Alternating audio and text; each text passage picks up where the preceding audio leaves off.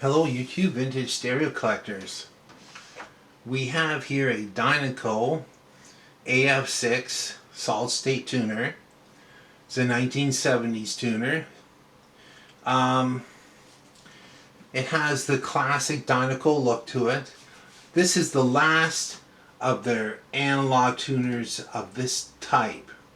And what I mean is, show you. Fairly complicated. I was actually looking at this board. I'll tell you about that in a minute. There's quite a bit that goes into these.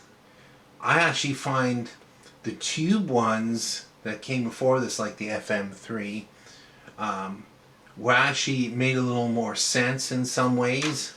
They had fewer components. They weren't as intricate. But these are actually sound great. They're sensitive, they're selective, they have great frequency response.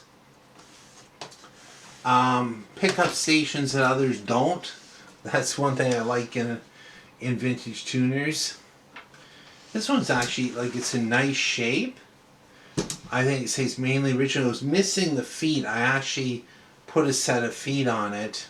I had to take one off again because the one screw holds down this board. But just give you the long and short, I'll show you the back. Yeah, so this is one that was made from a kit, and this was in an assembled one. It had, underneath it had some magic marker writing, which I got most of it off. It looked like it might belong to a school or a university, that type of thing. It's a combination. It's mainly discrete, but there's some ICs in it. And that's actually what I was looking at. The MC1307P, see if it was the original, because I've actually run into this before. Those ICs, if you have a dead channel or no stereo, that's a place to start. And I mean, theoretically they should last forever, but they don't. This one here, here's the symptoms. It lights up. AM sounds good on both channels. FM's only coming through on the left and very weak. Stereo light's not coming in. So this basically, this outputs through the volume control, then through a 2 transistor amp and out. I put some signal here on the 2 output pins and it came right through. This is the demodulator IC. So that's the last point, I put it, the weakest point of the whole tuner. I've run into this before, changed them twice. I was looking to see if it, but it looks like it's the original. And I actually have an AF5 downstairs, which has one of these chips in it. So I'm probably just going to try it out and then order one. Shouldn't be too expensive. As far as everything else goes, caps in the power supply, I would change those at a bare minimum, and in the audio section.